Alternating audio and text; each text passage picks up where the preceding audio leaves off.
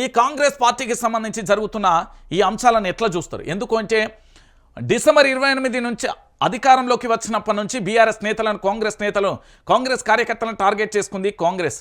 ఇక పూర్తి స్థాయిలో కూడా కాసర్ల పహాడ్ గ్రామానికి చెందిన బీఆర్ఎస్ కార్యకర్త సురేష్ పైన కాంగ్రెస్ నాయకులు మూకుమ్మడి దాడి జరిపారు. బీరు బాటిళ్లు కర్రలతో దాడి చేసి నానా బీభత్సం సృష్టించారు.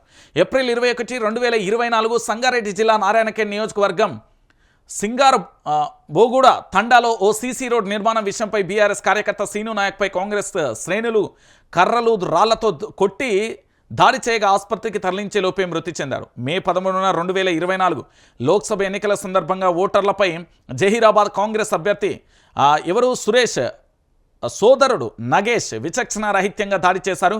కాలితో తన్ని ఆగ్రహంతో ఊగిపోవడం నాడు సంచలనంగా మారింది. ఇక మే 14 పట్టపగలే బీఆర్ఎస్ కౌన్సిలర్ భర్తపై కాంగ్రెస్ నేతలు దాడి చేశారు. అచ్చంపేట పట్టణం 2వ వార్డు బీఆర్ఎస్ కౌన్సిలర్ నిర్మల భర్త బాలరాజు ఇంటిపై కాంగ్రెస్ నాయకులు కార్యకర్తలు దాడి చేశారు. బాలరాజుపై గుంపుగా వచ్చి కర్రలతో దాడికి దిగారు.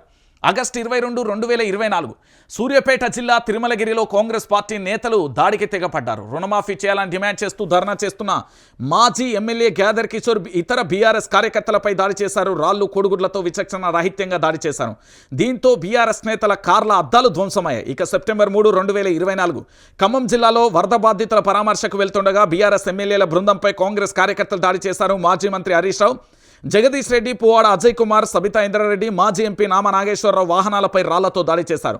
ఇక సెప్టెంబర్ 21, 2024 షాద్నగర్ నియోజకవర్గంలో బీఆర్ఎస్ మాజీ సర్పంచ్ లక్ష్మణ్ అనే నాయకుని పరుష పదజాలంతో దారుణంగా తిడుతూ పోలీసుల ముందుకే దాడికి పాల్పడ్డగా సంఘటనలు కూడా మనం చూసాం.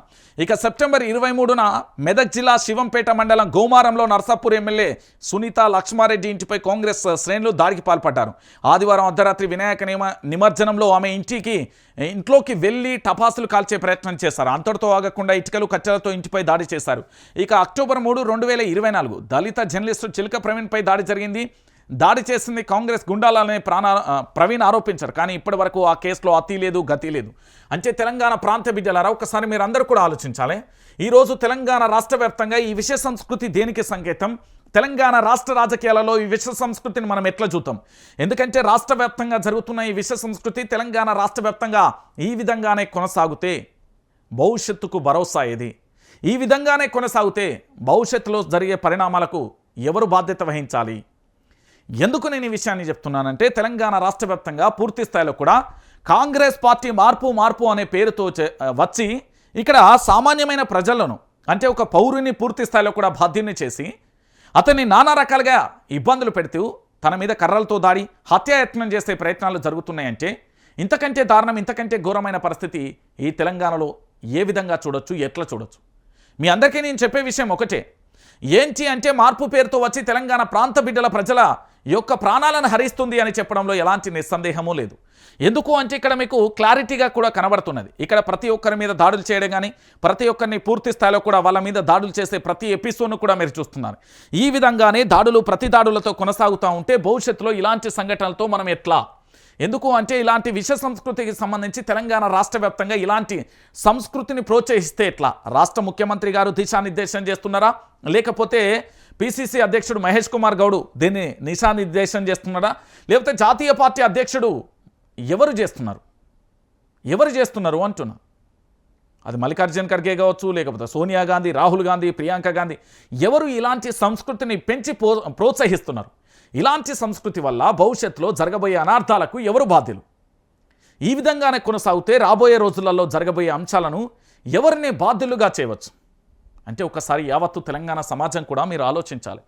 ఈ విధంగానే కొనసాగితే జరగబోయే ఈ అంశానికి సంబంధించి మనం ఎట్లా చూద్దాం? ఎందుకంటే యావత్తు తెలంగాణ సమాజం కూడా ఆలోచించాలి.